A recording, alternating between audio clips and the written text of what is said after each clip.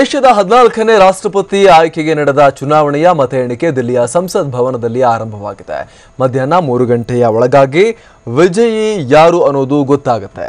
NDA ಮೈತ್ರಿಕೂಟದ ಅಭ್ಯರ್ಥಿ ರಾಮನಾಥ್ ಕೋವಿಂದ್ ಅವರು ಕಾಂಗ್ರೆಸ್ ಅಭ್ಯರ್ಥಿ ಮೀರಾ ಕುಮಾರ್ ಅವರಿಗಿಂತ ಸಾಕಷ್ಟು ಹೆಚ್ಚಿನ ಮತಗಳನ್ನು ಪಡೆದಿದ್ದು, ಅಂದರೆ 63% ಮತಗಳನ್ನು ಪಡೆದಿರುವ ನಿರೀಕ್ಷೆ ಇದ್ದು, ಹೀಗಾಗಿ ರಾಮನಾಥ್ ಕೋವಿಂದ್ ಅವರು ರಾಷ್ಟ್ರಪತಿಯಾಗಿ ಆಯ್ಕೆಯಾಗೋದು ನಿಚ್ಚಳ. ಸಂಜೆ 5 ಗಂಟೆ ವೇಳೆಗೆ ಅಧಿಕೃತವಾಗಿ ಫಲಿತಾಂಶವನ್ನು ಪ್ರಕಟಿಸಲಾಗುತ್ತೆ. ಒಟ್ಟು 4 ಟೇಬಲ್ಗಳನ್ನು ಸ್ಥಾಪಿಸಲಾಗಿದ್ದು, ಮೊದಲು ಸಂಸತ್ ಭವನದ ಮತಗಟ್ಟೆಯ ಮತಗಳ ಎಣಿಕೆ ನಡೀತಾ ಇದೆ. ಬಳಿಕ ರಾಜ್ಯಗಳ ಇಂಗ್ಲಿಷ್ ವರ್ಣಮಾಲೆಯ ಆರಂಭದ ಅಕ್ಷರವನ್ನು ಆಧರಿಸಿ, ಅಂದ್ರೆ ಏನು ಆಲ್ಫಾಬೆಟಿಕಲ್ ಆರ್ಡರ್ ಅಂತ ಕರಿತೀವಿ, ಅದರ ಆಧಾರದ ಮೇಲೆ ರಾಜ್ಯಗಳ ಮತ ಎಣಿಕೆ ಕೂಡ ಒಂದೊಂದಾಗಿ ನಡೆಯುತ್ತೆ. ಒಟ್ಟು 8 ಸುತ್ತಿನ ಮತ ಎಣಿಕೆ ಇದ್ದು, ಪ್ರತಿ ಸುತ್ತಿನ ಮುನ್ನಡೆ ಹಿನ್ನಡೆಗಳನ್ನು ಕೂಡ ಬಹಿರಂಗಪಡಿಸಲಾಗುತ್ತೆ. 99% ದಾಖಲೆಯ ವೋಟಿಂಗ್ ನಡೆದಿದೆ. ಲೋಕಸಭೆ, ರಾಜ್ಯಸಭೆ ಹಾಗೂ ವಿಧಾನಸಭೆಯ ಸದಸ್ಯರು ವೋಟ್ ಮಾಡಿದ್ದಾರೆ. ಆಯಾ ರಾಜ್ಯಗಳ ಜನಸಂಖ್ಯೆ ಆಧರಿಸಿ ಪ್ರತಿ ಮತದ ಮೌಲ್ಯವನ್ನು ನಿರ್ಧಾರ ಮಾಡಲಾಗುತ್ತೆ. ಸಂಸದರ ಮತಕ್ಕೆ ಯೂನಿಫಾರ್ಮ್ ಆಗಿ ಒಂದೇ ವ್ಯಾಲ್ಯೂವನ್ನು ಫಿಕ್ಸ್ ಮಾಡಲಾಗಿದೆ. ಒಬ್ಬ ಸಂಸದನ ಮತಕ್ಕೆ 708 ಮತಗಳ ಮೌಲ್ಯ ಇರುತ್ತೆ. ಹಾಗೆ ರಾಜ್ಯಗಳ ವಿಧಾನಸಭೆಯ ಸದಸ್ಯರ ಮತಗಳ ಮೌಲ್ಯ ರಾಜ್ಯದಿಂದ ರಾಜ್ಯಕ್ಕೆ ವಿಭಿನ್ನವಾಗಿರುತ್ತೆ. ಇದಕ್ಕೆ ಸಂಬಂಧಪಟ್ಟ ಹಾಗೆ ನಮ್ಮ ಪ್ರತಿನಿಧಿ ಚಂದ್ರಮೋಹನ್ ಸಂಪೂರ್ಣವಾಗಿ ವಿವರವನ್ನು ಕೊಟ್ಟಿದ್ದಾರೆ. ಬನ್ನಿ ನೋಡ್ಕೊಂಡು ಬರೋಣ. ಇವತ್ತು ದೆಹಲಿಯ ಸಂಸತ್ ಭವನದಲ್ಲಿ 14ನೇ ರಾಷ್ಟ್ರಪತಿ ಚುನಾವಣೆಯ ಮತ ಎಣಿಕೆ ನಡೀತಾ ಇದೆ. ಈ ರಾಷ್ಟ್ರಪತಿ ಚುನಾವಣೆಯ ಮತ ಎಣಿಕೆಯಲ್ಲಿ ಸಂಸದರ ಮತಗಳಿಗೆ ಒಂದು ಮೌಲ್ಯ ಇದ್ರೆ, ರಾಜ್ಯದ ಶಾಸಕರುಗಳ ಮತಕ್ಕೆ ಮತ್ತೊಂದು ಮೌಲ್ಯ ಇದೆ. ಜೊತೆಗೆ ರಾಜ್ಯದಿಂದ ರಾಜ್ಯಕ್ಕೆ ಶಾಸಕರ ಮತ ಮೌಲ್ಯದಲ್ಲೂ ಕೂಡ ವ್ಯತ್ಯಾಸ ಇದೆ. ಇದಕ್ಕೆ ಮುಖ್ಯವಾದಂಥ ಕಾರಣ ಅಂತಂದ್ರೆ, ಈ ರಾಷ್ಟ್ರಪತಿ ಚುನಾವಣೆಯಲ್ಲಿ ಶಾಸಕರ ಮತದ ಮೌಲ್ಯವನ್ನು ನಿರ್ಧರಿಸಲಿಕ್ಕೆ ಒಂದು ಲೆಕ್ಕಾಚಾರವನ್ನು ಹಾಕಲಾಗುತ್ತೆ. ಆ ಲೆಕ್ಕಾಚಾರದ ಪ್ರಕಾರವೇ ಶಾಸಕರದ ಮತದ ಮೌಲ್ಯ ನಿರ್ಧಾರ ಆಗುತ್ತೆ. ಅದೇನು ಅಂತ ಅಂದ್ರೆ, ಮುಖ್ಯವಾಗಿ 1971ರ ಜನಗಣತಿಯನ್ನು ಆಧಾರವಾಗಿ ಇಟ್ಕೊಂಡು ಆ 71ರ ಜನಸಂಖ್ಯೆಯನ್ನ ಮೊದಲಿಗೆ ಆ ರಾಜ್ಯದ ಒಟ್ಟು ಶಾಸಕರ ಸಂಖ್ಯೆಯಿಂದ ಭಾಗಿಸಬೇಕು. ಬಳಿಕ ಬಂದ ಮೊತ್ತವನ್ನ 1000 ಸಂಖ್ಯೆಯಿಂದ ಮತ್ತೆ ಭಾಗಿಸಬೇಕಾಗುತ್ತೆ. ಬಳಿಕ ಬಂದ ಮೊತ್ತವೇ ಆಯಾ ರಾಜ್ಯದ ಶಾಸಕರ ಮತದ ಮೌಲ್ಯ ಆಗಿರುತ್ತೆ.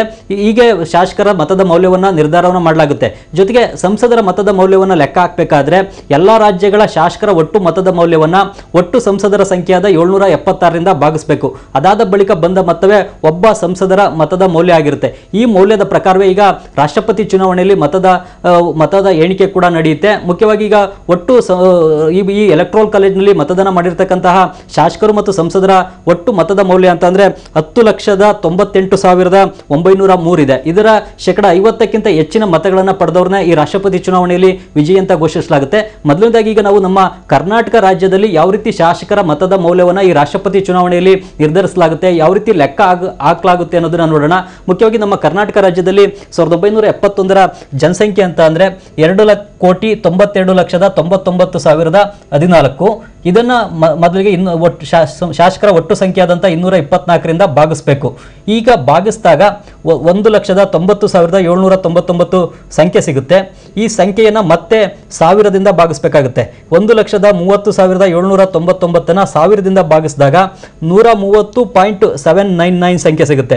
ಇದರ ರೌಂಡ್ ಅಪ್ ಸಂಖ್ಯೆ 131. ಈ 131 ಈಗ ನಮ್ಮ ರಾಜ್ಯದ ಪ್ರತಿಯೊಬ್ಬ ಶಾಸಕರ ಮತದ ಮೌಲ್ಯ ಆಗಿರುತ್ತೆ. ಹೀಗೆ ನಮ್ಮ ರಾಜ್ಯದಲ್ಲಿ ಶಾಸಕರ ಮತದ ಮೌಲ್ಯವನ್ನು ನಿರ್ಧಾರ ಮಾಡಲಾಗುತ್ತೆ. ಮುಖ್ಯವಾಗಿ 71ರ ಜನಸಂಖ್ಯೆಯನ್ನು ಯಾಕೆ ಆಧಾರವಾಗಿ ಇಟ್ಕೊಳ್ಳಲಾಗಿದೆ ಅಂತ ಅಂದ್ರೆ, ದೇಶದಲ್ಲಿ ಜನಸಂಖ್ಯೆ ಪ್ರತಿನಿತ್ಯ ಕೂಡ ಬದಲಾಗ್ತಾನೆ ಇರುತ್ತೆ. ಆ ಕಾರಣಕ್ಕಾಗಿಯೇ 84ನೇ ತಿದ್ದುಪಡಿಯ ಮೂಲಕ 1971ರ ಜನಗಣತಿಯನ್ನು ಆಧಾರವಾಗಿ ಇಟ್ಕೊಳ್ಬೇಕು ಅನ್ನುವ ತೀರ್ಮಾನವನ್ನು ತೆಗೆದುಕೊಳ್ಳಲಾಗಿದೆ. ಈ ಕಾರಣಕ್ಕಾಗಿಯೇ 1971ರ ಜನಸಂಖ್ಯೆಯನ್ನು ಆಧಾರವಾಗಿ ಇಟ್ಕೊಳ್ಳಲಾಗಿದೆ. ಈ ಜನಸಂಖ್ಯೆಯ ಆಧಾರದ ಮೇಲೆ ಈಗ ರಾಷ್ಟ್ರಪತಿ ಚುನಾವಣೆಯಲ್ಲಿ ಶಾಸಕರ ಮತದ ಮೌಲ್ಯವನ್ನು ನಿರ್ಧಾರವನ್ನು ಮಾಡಲಾಗುತ್ತೆ. 1971ರ ಜನಸಂಖ್ಯೆ ಪ್ರಕಾರ ನಮ್ಮ ಕರ್ನಾಟಕ ರಾಜ್ಯದ ಒಟ್ಟು ಜನಸಂಖ್ಯೆ 2,97,99,014. ಇದನ್ನ 224ರಿಂದ ಮೊದಲಿಗೆ ಭಾಗಿಸಬೇಕು. ಬಳಿಕ ಬಂದ ಮೊತ್ತವನ್ನ ಮತ್ತೆ 1000ದಿಂದ ಭಾಗಿಸಬೇಕಾಗುತ್ತೆ. ಅದಾದ ಬಳಿಕ ಬಂದ ಮೊತ್ತವೇ ನಮ್ಮ ರಾಜ್ಯದ ಪ್ರತಿಯೊಬ್ಬ ಶಾಸಕರ ಮತದ ಮೌಲ್ಯ ಆಗಿರುತ್ತೆ. ಇನ್ನು ಸಂಸದರ ಮತದ ಮೌಲ್ಯವನ್ನು ಯಾವ ರೀತಿ ಲೆಕ್ಕ ಹಾಕಲಾಗುತ್ತೆ ಅಂದ್ರೆ, ಎಲ್ಲ ರಾಜ್ಯದ ಶಾಸಕರ ಒಟ್ಟು ಮತದ ಮೌಲ್ಯವನ್ನ ಒಟ್ಟು ಸಂಸದರ ಸಂಖ್ಯೆಯಾದ 776ರಿಂದ ಭಾಗಿಸಬೇಕಾಗುತ್ತೆ.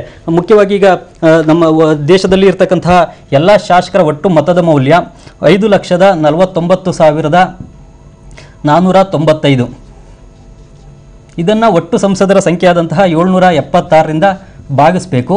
ಭಾಗಿಸಿದಾಗ ಬರುವಂಥ ಮೌಲ್ಯವೇ 708. ಇದು ನಮ್ಮ ದೇಶದಲ್ಲಿ ಪ್ರತಿಯೊಬ್ಬ ಸಂಸದರ ಮತದ ಮೌಲ್ಯ ಆಗಿರುತ್ತೆ.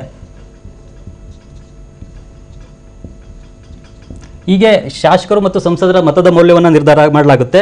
ಈಗ ನಮ್ಮ ದೇಶದಲ್ಲಿರ್ತಕ್ಕಂತಹ ಎಲ್ಲ ಸಂಸದರ ಮತದ ಮೌಲ್ಯ 5,49,408.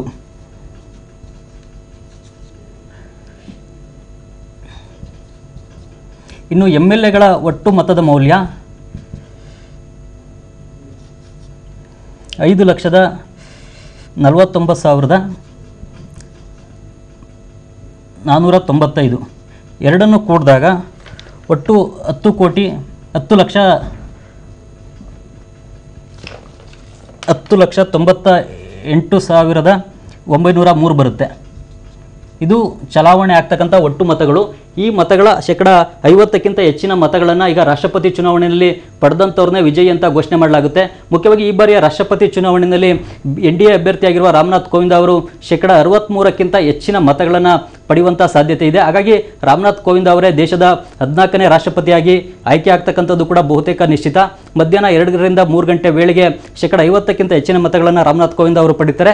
ಆದರೆ ಸಂಜೆ 5 ಗಂಟೆ 6 ಗಂಟೆವರೆಗೂ ಕೂಡ ಎಲ್ಲ ಮತಗಳನ್ನು ಕೂಡ ಎಣಿಕೆಯನ್ನು ಮಾಡಬೇಕಾಗುತ್ತೆ.